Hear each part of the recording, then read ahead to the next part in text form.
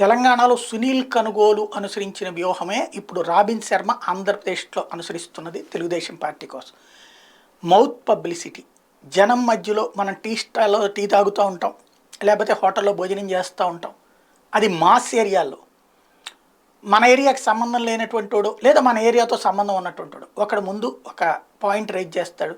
ఎవడికి ఓట్లు దగ్గర నుంచి ముందు అధికార పార్టీకి ఫేవరబుల్గా మాట్లాడటం బిగిన్ చేస్తూ, తర్వాత నిదానంగా తీసుకెళ్ళిపోయి వీడితో ఈ ప్రభుత్వాలు ఉంటే మంచిది కాదంటూ ఆ రోజున బీఆర్ఎస్, నేను అప్పుడే ప్రస్తావించా, బీఆర్ఎస్కో పెద్ద మైండ్ గేమ్ నడుపుతున్నాడు రేవంత్ రెడ్డి, సంథింగ్ ఏదో జరుగుతోందని. వాళ్ళు పట్టించుకోలే, మేమే మేధావులు అనుకుంటారు కదా, దాని ఇంపాక్ట్ అక్కడ ఫేస్ చేశారు. ఇప్పుడు వైఎస్ఆర్ కాంగ్రెస్ పార్టీ వీళ్ళు మేధావులే, కాకపోతే ఇది పట్టించుకోగలుగుతున్నారు. గ్రౌండ్ లెవెల్లో అయితే మాత్రం ప్రతి రచ్చబండ దగ్గర ప్రతి ప్రదేశంలో కూడా ఇది ఒక మైండ్ గేమ్ అయితే నడుస్తుంది.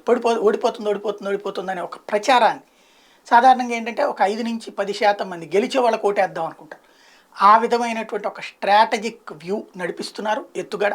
మరి వీళ్ళ దగ్గర ఏముంది అనేది చూడాల్సి ఉంది.